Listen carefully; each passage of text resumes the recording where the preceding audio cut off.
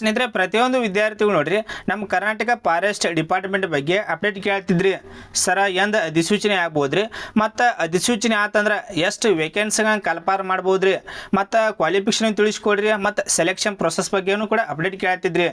So ಅದಕ್ಕಾಗಿ ನೋಡ್ರಿ ನಿಮಗೆ ಡೀಟೇಲ್ಡಾಗಿ ತಿಳಿಸ್ಬೇಕು ಅಂತೇಳಿ ಈ ವಿಡಿಯೋ ಮಾಡತ್ತನು. ಮತ್ತು ಇನ್ನೊಂದು ನೋಡ್ರಿ ಈ ಚಾನಲ್ ಫಸ್ಟ್ ಟೈಮ್ ಯಾರು ವಿಸಿಟ್ ಮಾಡಿರಿ ಅಂತ ಪ್ರತಿಯೊಂದು ವಿದ್ಯಾರ್ಥಿಗಳು ನೋಡ್ರಿ ಮೊದಲು ಚಾನಲ್ ಸಬ್ಸ್ಕ್ರೈಬ್ ಮಾಡಿ ಇಟ್ಕೋರಿ. ಯಾಕಂದ್ರೆ ನೋಡ್ರಿ ಏನೇ ಜಾಬ್ಸ್ ನೋಟಿಫಿಕೇಶನ್ ಕಲ್ಪಾರ ಮಾತಂದ್ರು ನಿಮಗೆ ಇಮ್ಮಿಡಿಯೇಟಾಗಿ ವಿಡಿಯೋ ಮಾಡಿ ತಿಳಿಸ್ತಾ ಇರ್ತನು. ಅದಕ್ಕಾಗಿ ನೋಡ್ರಿ ಮೊದಲು ಚಾನಲ್ ಸಬ್ಸ್ಕ್ರೈಬ್ ಮಾಡಿ ಇಟ್ಕೋರಿ.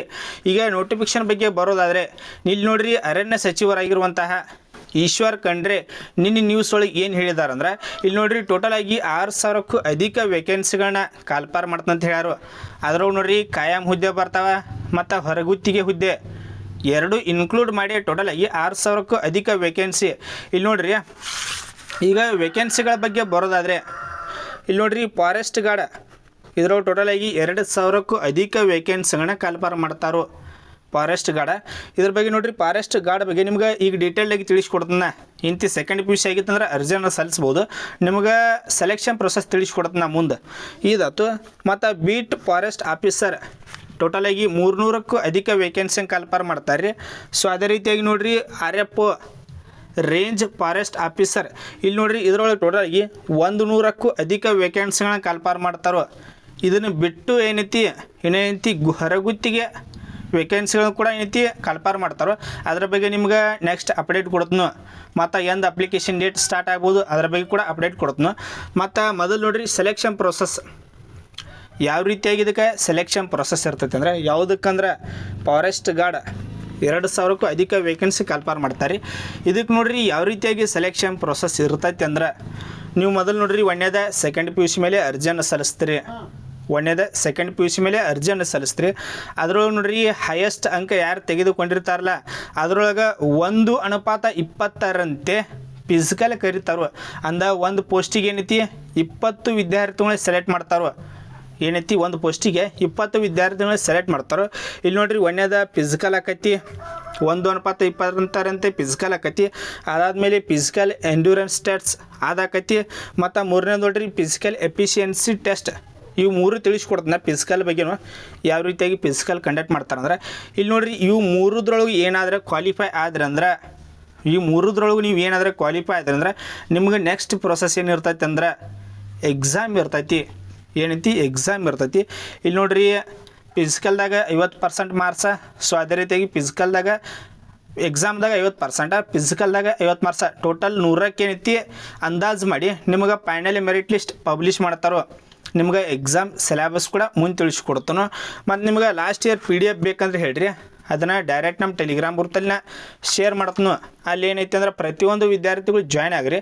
ಮತ್ತು ನಿಮಗೆ ಇದು ಫಾರೆಸ್ಟ್ ಗಾರ್ಡ್ ಬಗ್ಗೆ ನಿಮ್ಗೆ ಏನೇ ಗೊಂದಲ ಇತ್ತಂದ್ರೆ ಕಮೆಂಟ್ ಕೂಡ ಮಾಡಿರಿ. ಪ್ರತಿಯೊಂದು ವಿದ್ಯಾರ್ಥಿಗಳು ಕೂಡ ರಿಪ್ಲೈ ಕೊಡ್ತಾನೋ. ಏನೈತಿ ಯಾರಿಗೂ ಕೂಡ ಮಿಸ್ ಮಾಡೋಂಗಿಲ್ಲ.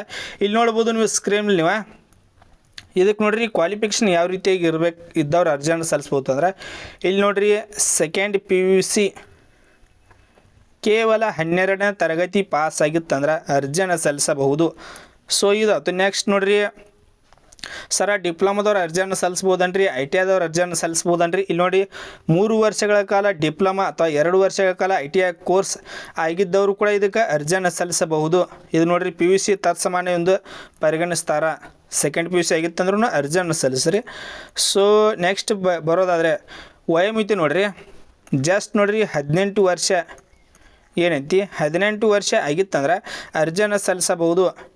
ಜಸ್ಟ್ ನೋಡ್ರಿ 18 ವರ್ಷ. ಮತ್ತು ಮ್ಯಾಕ್ಸಿಮಮ್ ನೋಡ್ರಿ ಈಗ ನೀವು ಸಾಮಾನ್ಯ ವರ್ಗದ ಅಭ್ಯರ್ಥಿಗಳು ಅದೀರಿ ಅಂದ್ರೆ ನಿಮಗೆ ನೋಡ್ರಿ 27 ವರ್ಷ ತನಕ ನಿಮಗೆ ಎಷ್ಟು ವಯೋಮಿತಿ ಇದಿರ್ತೈತಿ. ನಾವು ಈಗ ಪ್ರವರ್ಗ 2A ಬತ್ರಿ 2B 3A 3B ವರ್ಗದ ಅಭ್ಯರ್ಥಿ ಇದ್ರಂದ್ರೆ ನಿಮಗೆ ನೋಡ್ರಿ 30 ವರ್ಷ ಇದ್ದಿರ್ತೈತಿ. ನೀವು SC ST ಕ್ಯಾಟಗಿರಿ 1 ಅಭ್ಯರ್ಥಿಗಳಿದ್ರಂದ್ರೆ ನಿಮಗೆ 32 ವರ್ಷ ಇದ್ದಿರ್ತೈತಿ. ಸೊ ಅದೇ ರೀತಿ ನೀವು ಮಾಜಿ ಸೈನಿಕ ವಯೋಮಿತಿ ನೋಡ್ರಿ ಇವರು ಕೂಡ ವಯೋಮಿತಿ ಸಡಿಲಿಕೆ ಇದ್ದಿರ್ತೈತಿ 3 ವರ್ಷಗಳ ಕಾಲ. ಸೊ ಅದೇ ರೀತಿಯಾಗಿ ನೆಕ್ಸ್ಟ್ ನೋಡ್ರಿ ನಾ ಅಪ್ಲಿಕೇಶನ್ ಸ್ಟಾರ್ಟ್ ಆಗಿಲ್ಲ. ನಿಮ್ಗೆ ಅಪ್ಲಿಕೇಶನ್ ಬಗ್ಗೆ ಮುಂದೆ ತಿಳಿಸ್ಕೊಡ್ತನು. ಇಲ್ಲಿ ನೋಡ್ರಿ ನಿಮ್ಗೆ ಸ್ಟಾರ್ಟಿಂಗೇ ತಿಳಿಸ್ಕೊಟ್ಟಿನಿ ಯಾವ ರೀತಿಯಾಗಿ ಸೆಲೆಕ್ಷನ್ ಪ್ರೊಸೆಸ್ ಇರ್ತೈತೆ ಅಂಥೇಳಿ. ಇಲ್ಲಿ ನೋಡ್ರಿ ಈಗ ಆನ್ಲೈನ್ ಇದೇನು ಬೇಡ ಮೇನ್ ಟಾಪಿಕ್ ಬರೋದಾದರೆ ಇಲ್ಲಿ ನೋಡ್ರಿ ಕರ್ನಾಟಕ ಪದವಿ ಪೂರ್ವ ಶಿಕ್ಷಣ ಮಂಡಳಿಯು ನಡೆಸುವ PUC ವಿದ್ಯಾರ್ಥಿ ನಲ್ಲಿ ಇಲ್ಲಿ ನೋಡ್ರಿ ಗಳಿಸಿದ ಅಂಕಗಳ ಆಧಾರದ ಮೇಲೆ 1:5 ಈಗ ಒಂದು ಪೋಸ್ಟ್ ಐತೆ ಅಂದ್ರೆ ಅದಕ್ಕೆ 20 ಮಂದಿನ ಸೆಲೆಕ್ಟ್ ಮಾಡ್ತಾರೋ. ಒಂದು ಪೋಸ್ಟಿಗೆ 20 ಮಂದಿನ ಸೆಲೆಕ್ಟ್ ಮಾಡ್ತಾರೋ. ಅದ್ರ ನೋಡ್ರಿ ಫಿಸಿಕಲ್ ಎಂಡ್ಯೂರೆನ್ಸ್ ಟೆಸ್ಟ್ ಪಾಸ್ ಆಗಬೇಕು ಮತ್ತು ಎಫಿಷಿಯನ್ಸಿ ಟೆಸ್ಟ್ ಇವೆಲ್ಲ ಕ್ವಾಲಿಫೈ ಆಯ್ತಾರೆ ಅಂದ್ರೆ ನೆಕ್ಸ್ಟ್ ನಿಮಗೆ ಏನೈತಿ ಎಕ್ಸಾಮ್ ಇರ್ತೈತಿ. ನಿಮ್ಗೆ ಅದನ್ನು ತಿಳಿಸ್ಕೊಡ್ತೀನಿ.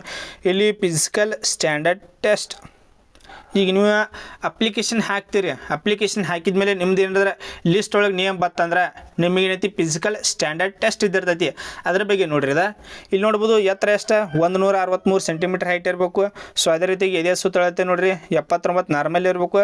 ಹಿಗ್ಗುವಿಕೆ ಏನೈತಿ 5 ಸೆಂಟಿಮೀಟರ್ ಎಕ್ಸ್ಪೆಂಡ್ ಮಾಡಬೇಕು ಇದಾಯ್ತು. ಸೊ ಅದೇ ರೀತಿಯಾಗಿ ಮಹಿಳಾ ಅಭ್ಯರ್ಥಿಗಳಿಗೆ 150 ಸೆಂಟಿಮೀಟರ್ ಹೈಟ್, ತೂಕ 40 kg ಇಷ್ಟಿತ್ತಂದ್ರೆ ಅರ್ಜಿಯನ್ನು ಸಲ್ಲಿಸಬಹುದು.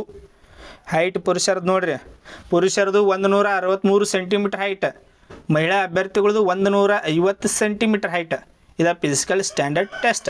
ನೆಕ್ಸ್ಟ್ ನೋಡ್ರಿ ಯಾವ್ದು ಇರ್ತೈತಿ ಅಂದ್ರೆ ಇವು ಏನೈತಿ ಇವು ಇರಬಾರ್ದು ನಿಮ್ದು ಏನೈತಿ ಇವೇನ್ರ ಇತ್ತಂದ್ರೆ ನಿಮ್ಗೆ ರಿಸಲ್ಟ್ ಮಾಡೋ ಚಾನ್ಸಸ್ ಇರ್ತೈತಿ. ನಾಲ್ಕನೇ ಬೌಲ್ ಎಕ್ಸಾ ಪ್ಲಾಟ್ಫೂಟ ಇವು ನೋಡ್ಕೋರಿ. ನಿಮ್ಗೆ ಏನೈತಿ ಐ ವಿಷನ್ ಕೂಡ ಇದ್ದಿರ್ತೈತಿ 6/6 6/9 0.6 ಈ ರೀತಿಯಾಗಿ ಏನೈತಿ ಐ ವಿಷನ್ ಇದ್ದಿರ್ತೈತಿ. ಅದನ್ನು ಕೂಡ ನೋಡ್ಕೋರಿ. ನೆಕ್ಸ್ಟ್ ನೋಡ್ರಿ ಇಲ್ಲಿ ನೋಡ್ರಿ ಫಿಸಿಕಲ್ ಎಂಡ್ಯೂರೆನ್ಸ್ ಟೆಸ್ಟ್ ನಿಮ್ದು ಫಿಸಿಕಲ್ ಸ್ಟ್ಯಾಂಡರ್ಡ್ ಹೈಟ ಏನೈತಿ ಚೆಸ್ಟ್ ನಾರ್ಮಲ್ ಏನೋ ಕರೆಕ್ಟ್ ಐತಂದ್ರೆ ನೆಕ್ಸ್ಟ್ ನಿಮ್ಗೆ ಈ ಟೆಸ್ಟ್ ಇದ್ದಿರ್ತೈತಿ ಫಿಸಿಕಲ್ ಎಂಡ್ಯೂರೆನ್ಸ್ ಟೆಸ್ಟ್. ಇಲ್ಲಿ ನೋಡ್ರಿ ಪುರುಷರದು 1600 ಮೀಟರ್ ರನ್ನಿಂಗ್ ಇದ್ದಿರ್ತೈತಿ. ನಿಮ್ಗೆ ನೋಡ್ರಿ 7 ನಿಮಿಷ ಟೈಮಿಂಗ್ ಇದ್ದಿರ್ತೈತಿ. ಆರಾಮ್ ಎಲ್ಲ ಪ್ರತಿಯೊಂದು ವಿದ್ಯಾರ್ಥಿ ಏನಂತೆ ರನ್ನಿಂಗ್ ಕ್ವಾಲಿಫೈ ಆಕ್ಕಿರಿ. ಏನಂತಿ ಪ್ರತಿಯೊಂದು ವಿದ್ಯಾರ್ಥಿಗಳು ಏನಂತೆ ರನ್ನಿಂಗ್ ಕ್ವಾಲಿಫೈ ಆಕ್ಕಿರಿ. ರನ್ನಿಂಗ್ ಬಗ್ಗೆ ತಲೆ ಕೆಡಿಸ್ಕೋಬೇಡ್ರಿ. ಯಾಕಂದ್ರೆ 7 ನಿಮಿಷ ಟೈಮಿಂಗ್ ಕೊಟ್ಟಾರ. ಏನೈತಿ 7 ನಿಮಿಷ ಟೈಮಿಂಗ್ ಇದ್ದಿರ್ತೈತಿ. ಯಾರು ಕೂಡ ಅದ್ರ ಬಗ್ಗೆ ತಲೆ ಕೆಡಿಸ್ಕೋಬೇಡ್ರಿ. ಇಲ್ಲಿ ನೋಡ್ರಿ ಮಹಿಳಾ ಅಭ್ಯರ್ಥಿಗಳಿಗೆ 1000 ಏನೈತಿ 1000 ಮೀಟರ್ ರನ್ನಿಂಗ್ ಇದ್ದಿರ್ತೈತಿ. ನಿಮಗೆ ನೋಡ್ರಿ 6 ನಿಮಿಷ ಟೈಮಿಂಗ್ ಇದ್ದಿರ್ತೈತಿ. ನೀವು ಇದನ್ನು ಆಲ್ಮೋಸ್ಟ್ ಕವರ್ ಮಾಡ್ತೀರಿ. ಇಲ್ಲಿ ನೋಡ್ರಿ ದೈಹಿಕ ತಾಳ್ವಿಕೆ ಪರೀಕ್ಷೆಯಲ್ಲಿ ಅನರ್ಹರಾದ ಅಭ್ಯರ್ಥಿಗಳು ಮುಂದಿನ ಆಯ್ಕೆ ಪ್ರಕ್ರಿಯೆಯಿಂದ ಕೈ ಬಿಡಲಾಗುವುದು. ನೀವು ಕ್ವಾಲಿಫೈ ಆಗಬೇಕು. ಇಲ್ಲಿ ಏನಾರ ಕ್ವಾಲಿಫೈ ಆಗಲಿಲ್ಲ ಅಂದ್ರೆ ಇಲ್ಲೇ ರಿಜೆಕ್ಟ್ ಮಾಡಿಬಿಡ್ತಾರೆ. ಸಿಂಪಲ್ಲಾಗಿ ಕ್ವಾಲಿಫೈ ಆಗಲಿಲ್ಲ ಅಂದ್ರೆ ರಿಜೆಕ್ಟ. ಇಲ್ಲಿ ನೋಡ್ರಿ ಫಿಸಿಕಲ್ ಎಫಿಷಿಯನ್ಸಿ ಟೆಸ್ಟ್ 100 ಮೀಟ್ರ್ ಓಟ ಇದ್ದಿರ್ತೈತಿ 15 ಸೆಕೆಂಡ. ಎತ್ತರ ಜಿಗಿತ 1.2 ಮೀಟ್ರ್ ಇದ್ದಿರ್ತೈತಿ. ಇದು ಓನ್ಲಿ ಪುರುಷರದ. ಉದ್ದ ಜಿಗಿತ 3.8 ಮೀಟರ್ ಇದ್ದಿರ್ತೈತಿ. ಶಾರ್ಟ್ ಪುಟ್ ನೋಡ್ರಿ ಪುರುಷರದ 16 LB ಇದ್ದಿರ್ತೈತಿ. 5.6 ಮೀಟ್ರ್ ಏನೈತಿ ಶಾರ್ಟ್ ಪುಟ್ ಇದ್ದಿರ್ತೈತಿ. ಮಹಿಳೆಯರದ 8 LB. ಇಲ್ಲಿ ನೋಡ್ಕೋರಿ 800 ಮೀಟ್ರ್ ಓಟ ಇದ್ದಿರ್ತೈತಿ 2 ನಿಮಿಷ 50 ಸೆಕೆಂಡ. ಮತ್ತು 200 ಮೀಟ್ರ್ ಓಟ 40 ಸೆಕೆಂಡ. ಈಚ್ ಕಡೆ ಮಹಿಳೆಯರದ್ದು ಇದ್ದಿರ್ತೈತಿ. ಇಲ್ಲಿ ನೀವು ನೋಡ್ಕೋರಿ ಟೋಟಲಾಗಿ ಎಷ್ಟು ಅದಾವೆ. ಟೋಟಲಾಗಿ 5 ಟೆಸ್ಟ್ ಇದ್ದಿರ್ತಾವೆ. ಈ 5ರೊಳಗೆ ನೀವು ಮಿನಿಮಮ್ 3 ಕ್ವಾಲಿಫೈ ಆಗಲೇಬೇಕು. ನೀವು 2 ಕ್ವಾಲಿಫೈ ಆದ್ರಂದ್ರೆ ಇಲ್ಲೇ ರಿಜೆಕ್ಟ್ ಮಾಡಿಬಿಡ್ತಾರೆ. ನೆಕ್ಸ್ಟ್ ಪ್ರಕ್ರಿಯೆಗೆ ಮುಂದೂಡುವುದಿಲ್ಲ. ಏನೈತಿ ಇಲ್ಲೇ ರಿಜೆಕ್ಟ್ ಮಾಡಿಬಿಡ್ತಾರೆ. ಇಲ್ಲಿ ಏನೈತಿ 5ರೊಳಗೆ 3 ಅಂತೂ ಕ್ವಾಲಿಫೈ ಆಗಲೇಬೇಕಾಕೈತಿ. ಇಲ್ಲಿಷ್ಟು ಇದ್ದಿರ್ತೈತಿ. ನೆಕ್ಸ್ಟ್ ನೋಡ್ರಿ ನಿಮಗೆ ಯಾವ ಟೆಸ್ಟ್ ಇದ್ದಿರ್ತೈತಿ ಅಂದ್ರೆ ಅದರೊಳಗೆ ನೋಡ್ರಿ 1:20 ಏನೈತಿ ಫಿಸಿಕಲ್ ಇದ್ದಿರ್ತೈತಿ ಅಂತ ಸ್ಟಾರ್ಟಿಂಗಲ್ಲಿ ಹೇಳಿ. ಈಗೆಲ್ಲ ಕ್ವಾಲಿಫೈ ಆದ್ರಂದ್ರೆ ಲಾಸ್ಟ್ ಟೆಸ್ಟ್ ಏನೈತಿ ಅಬ್ಜೆಕ್ಟಿವ್ ಟೈಪ್ ಕ್ವಶನ್ಸ್ ಏನೈತಿ ಎಕ್ಸಾಮ್ ಇರ್ತೈತಿ. ಇಲ್ಲಿ ನೋಡ್ರಿ ಆಪ್ಟಿಟ್ಯೂಡ್ ಪರೀಕ್ಷೆ 100 ಅಂಕದ್ದು ಇದ್ದಿರ್ತೈತಿ. 2 ಗಂಟೆ ಟೈಮ್ ಇದ್ದಿರ್ತೈತಿ. ಇಲ್ಲಿ ಪಠ್ಯಕ್ರಮ ನೋಡ್ಕೋರಿ. ಸೆಕೆಂಡ್ PUC ಬೇಸ್ ಮೇಲೆ ಕ್ವಶನ್ ಇದ್ದಿರ್ತಾವೆ. ಏನೈತ್ರಿ ಸೆಕೆಂಡ್ PUC ಬೇಸ್ ಮೇಲೆ ಅಂತ ಕ್ವಶನ್ ಇದ್ದಿರ್ತಾವೆ. ಗಣಿತದೊಳಗೆ 40 ಅಂಕ, ಸಾಮಾನ್ಯ ಜ್ಞಾನದೊಳಗೆ 60 ಅಂಕ. 40 + 60 ಟೋಟಲಾಗಿ 100 ಅಂಕಕ್ಕೆ ಏನೈತಿ ಎಕ್ಸಾಮ್ ಇದ್ದಿರ್ತೈತಿ. ಟೋಟಲಾಗಿ 100 ಅಂಕಕ್ಕೆ ಏನೈತಿ ಎಕ್ಸಾಮ್ ಇದ್ದಿರ್ತೈತಿ. ಅದು ನೋಡ್ರಿ 0.25 1/4 ನೆಗೆಟಿವ್ ಮಾರ್ಕಿಂಗ್ ಕೂಡ ಇದ್ದಿರ್ತೈತಿ. Exam Kannada English. ಕನ್ನಡ ಒಳಗೂ ನೀವು ಎಕ್ಸಾಮ್ ಬರಿಬೋದು, ಇಂಗ್ಲೀಷ್ ಒಳಗೂ ನೀವು ಎಕ್ಸಾಮ್ ಬರಿಬೋದು. ಎರಡೂ ಇದ್ದಿರ್ತೈತಿ. 1/4 ನೆಗೆಟಿವ್ ಮಾರ್ಕಿಂಗ್.